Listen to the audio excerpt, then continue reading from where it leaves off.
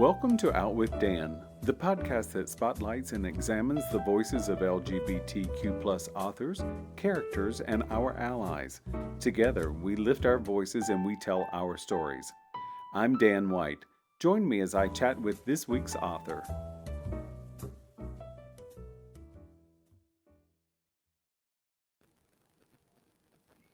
Hello, and welcome back to Out with Dan. Today, I'm so excited to talk to Lindz Amer. Is that right? Oh, yay, I got it right, about rainbow parenting. Welcome, Lindz. Hi, thanks for having me. Oh, I am so excited. This book is so delicious. I'm going to show the cover again. It's called Rainbow Parenting. How did you come to write this book? Yeah, so the long story of it all is that I started a web series in 2016 called Queer Kid Stuff, where I make LGBTQ plus short form videos that are aimed at preschoolers, basically. It's kind of like Sesame Street, Mr. Rogers meets Queer Theory 101 with like a Love teddy it. bear and a ukulele. So I started doing that in 2016, kind of based on my work that I'd been coming out of undergrad doing queer and trans representation in theater for young audiences. So that's kind of my background. Queer kid stuff happened. People really liked it. People, I think, still like it. And so that's been a thing. But throughout all of my work making queer stuff for kids, I've always come up against gatekeepers, right? People who Sure. don't want young people to access queer and trans education, information, possibility models, right? So I gave a TED talk in 2019 about all of my work and why I do it, the importance of talking to kids about about gender and sexuality. And I thought, people seem to be interested in this. I wonder if I could write a book for adults about this kind of like philosophy, of like how I kind of approach this and why I think it's important, and just kind of like dump my brain onto a page to get more gatekeepers on board, because every time with queer kid stuff, with my work in TV film, like I come up against these obstacles. And how much easier is it to, instead of answering every individual email, confronting everyone's biases, then I can just hand them a book that tells them exactly what's going on, how to strip down those stigmas and biases, and then how to implement queer and gender affirming practices around young people. So, yeah, that's the long story. I like the long story. One of the things that I found in this is you do such a wonderful job in not beating me over the head. You give it to us, the reader, you give it to us gently and lovingly, and you explain the whys of things. And I think Mhm. that's so important, at least for me as a reader and someone who's trying to broaden my understanding of our responsibility. Mm. Part of what I know, at the beginning of the book, you talk about when a child is an infant. Mhm. And I think that it's so important to start. I mean, you talk about how parents often read to their children when they're in the womb and how important it is as we go ahead. Um, so, is that one of the reasons why you do like your queer kid stuff on YouTube? Uh, I That might have been a convoluted question. So sorry yeah, about do that. you So mind, yeah. do you mind rephrasing it? Sorry. Well, I mean, how important is it to start from tomb or womb to tomb the entire life? Yeah, yeah. So my kind of like approach to it is that it's never too early, because you can always be implementing queer and gender affirming practices around a child that are environmental. I am not expecting an infant to be able to tell you their pronouns. I'm not expecting a 2-year-old to understand the intricacies of the gender spectrum and, different sexuality labels. Like that's just like not developmentally relevant for those age groups. But what you can be doing is creating a world around them that they can grow up in, where there are possibility models for them to grow up to be queer, for them to grow up to be trans, for them to grow up to be non-binary. Because right now, our society, the world that we live in, assumes that every child will grow up to be straight and cisgender with very few Yes. exceptions. And that assumption is why we have to come out in the first place. We discover something about ourselves that disrupts that assumption, and then you have to make sure everybody else has their assumption disrupted about you so that you can be your authentic self with them. So, I mean, I'm a person who hates coming out because it's an uncomfortable experience having to Yes. disrupt someone's assumption about who you are and their perception of you. And I think that if we can create an environment for kids where they never have to disrupt that assumption because queerness and transness has always been a possibility for their life, I think that it'll really be an antidote to the horrific statistics on LGBTQ plus mental health and suicide rates and houseless rates and disproportionately affecting Black and Brown and Indigenous folks. And I'm really hoping that the book can be positioned as a solution to a lot of the Yes. big problems we're having right now. Yes, and I think that word solution is exactly what I got from the book. Oh, There good. again, it's not saying you can't do. Patience has to come into this as well. You know, Yes. we're trying to educate people, and we can't educate people if we beat them over the head with a baseball bat, because Mhm. then they close their ears. So what you've created is a very inclusive environment for us to understand that we have a responsibility to younger people, that we give them inclusivity, let them make their decisions. Something I want to talk about, a couple of simple things in the book, Yeah. which I found to be so enlightening. And it's just one of those things that's so easy. Like, I purposely wore a green shirt today. So I think a lot of times I hear people say, well, is it a boy or a girl when they're buying a gift? Because they're so fixated on pink or blue. There's Mhm. nothing wrong with green or yellow or black or whatever. Talk about things like materials and just, Mhm. clothing, small things, but make such a great difference. Yeah, so this is like these are kind of like the practical parts, 'cause so a lot of the book is very theory based. It's Mhm. like kind of a parenting book. It's really kind of like the most accessible queer theory you could possibly pick up, so that literally anyone can understand it, including your infants and 2-year-olds at the developmentally appropriate level where I'm talking about in the book.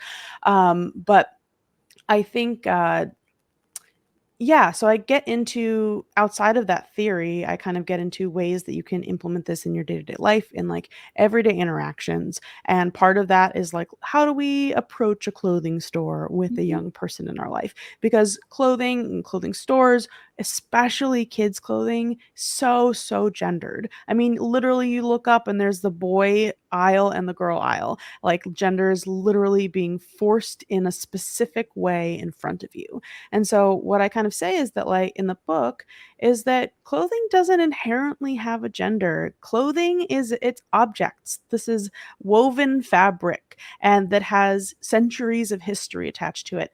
The Nobody wore pants until people started wearing them in China to protect their legs for riding horses. And like Mhm. that had zero to do with gender. And it's just become this cultural, social thing, this social construct that tells us that we've all made this up this we've made up a rule and all agreed that it's true, but that doesn't necessarily mean that it's inherently true, right? We can change that rule because we made it up in the first place, right? So, what I'm saying in kind of like your relationship with a child and bringing them to a clothing store to shop for clothes, tell them to run free. Go around the store and pick out the things that make them feel good, that bring them joy, to quote Marie Kondo, right? What sparks joy in that Sure. clothing store? Like, that's so much more important than like the label of boy on top of like an aisle of clothing. Like, I care so much more about like, a kid finding the right spaceship shirt than like whether or not it's in the boys aisle or the girls aisle, because it's just a piece of clothing, and if it makes them happy, like, that's more important, and that's how they can experiment and understand how they want to express themselves to the world, which is a part of their gender, and like as they're forming and understanding that for themselves. So Yeah, ignore the clothes aisles.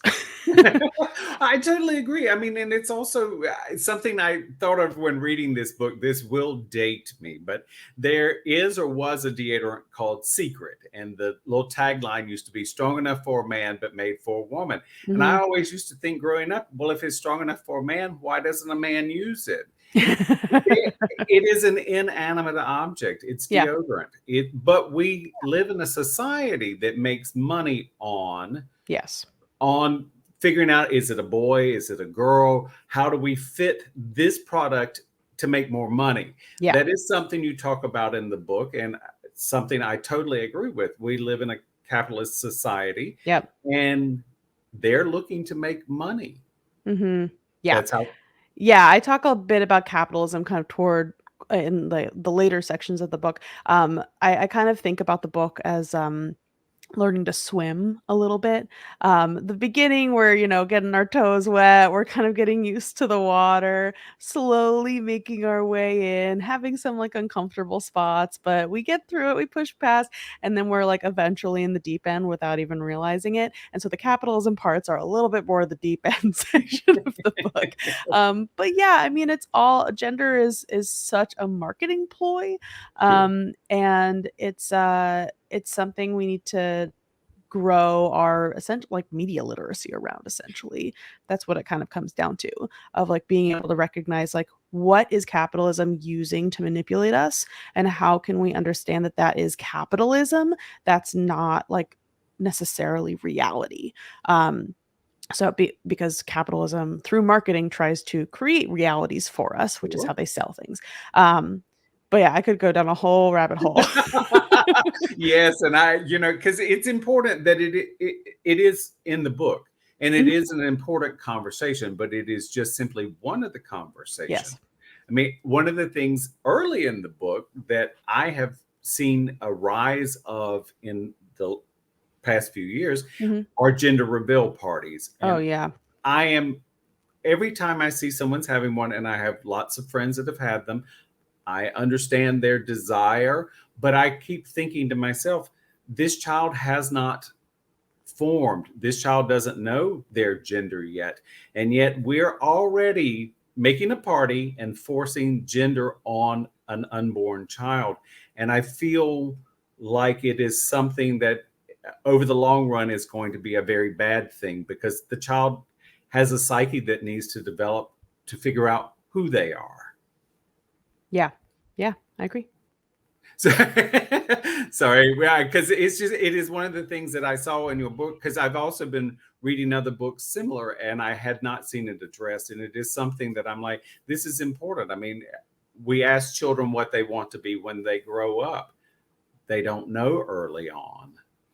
Give some Yeah. ideas of what to say instead of what do you want to be when you grow up when they're 4. What are some things that you might do differently?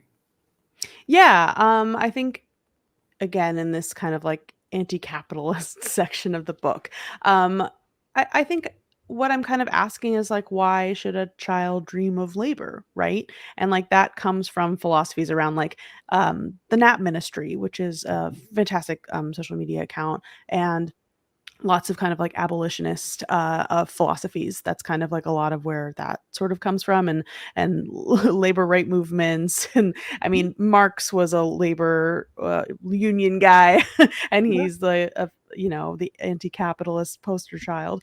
Um, and I think that the question I would love to hear people ask from children, instead of what do you want to be, what kind of career, what kind of worker do you want to be? How Why is that interesting? I want to know what makes a child happy. What is something that, yeah, makes you happy, gives you joy. And I mean, I want to know about that, about other grown-ups too. Like I talk so much about my work because I really believe in my work and I think it's really important. But like I'm not only my work. I am a full human outside of my profession, especially as a person who's like a queer professional, and we're, talking during Pride Month, which is like the busiest time of the year for me. But it's always tough because I'm like, I me and my work exist outside of the month of June, and like it would be really nice to have a sustainable business model that doesn't just rely on events that I get to do during the month of June. So if you're listening to this, hire me not during June. That would be nice. But yeah, I think oh my gosh, I lost my train of thought. But yeah, so as a person who is someone outside of my profession too, I love to cook. I love to paint. I have 2 dogs. There's so much more about my life and about a child's life than career. And while that's an important part of our lives, it's not who we are. I think the generation before me was so intent on getting your 30 years in so you could retire. And Mhm. that was something that drove that generation. And it drives my generation as well because we Mhm. haven't broken out of the mold. But Mhm. I think a lot of people need to know that you don't have to have the same job for 30 years. You can No. do a job for 5 weeks and change careers. Yeah. We're never too old unless we think we're too old to change. I mean, Yep. that's the whole beauty of also discovering who we are. Yeah. We're not born with a gender that we're sure of. We learn those things. We are who we are when we're born, but how we express ourselves comes with aging, maturing, and discovering. I mean, Mhm. discovering is so important for children. They need to know that there's an entire world out there that they can discover, and it isn't always work. Yeah, well, and if we wanna get existential about it, like, isn't the journey of life all about self-discovery and, like, understanding who you are in relationship to the world? And I mean, and I think right now, the vision of what that is too narrow, and it's causing a lot of problems.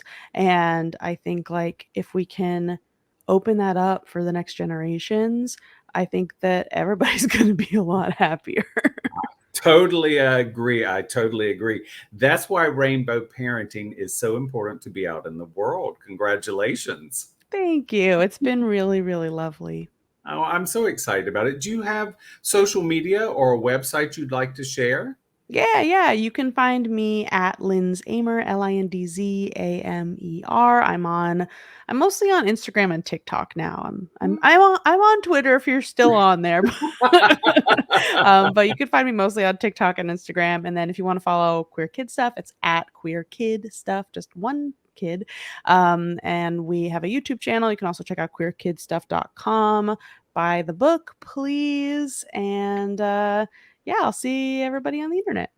I love that. Again, the book is Rainbow Parenting. Lindz, thank you so much for joining me. Thank you for having me, Dan. Perfect. Hang on for me just a second. Yeah. Thank you for joining me for this week's episode of Out with Dan.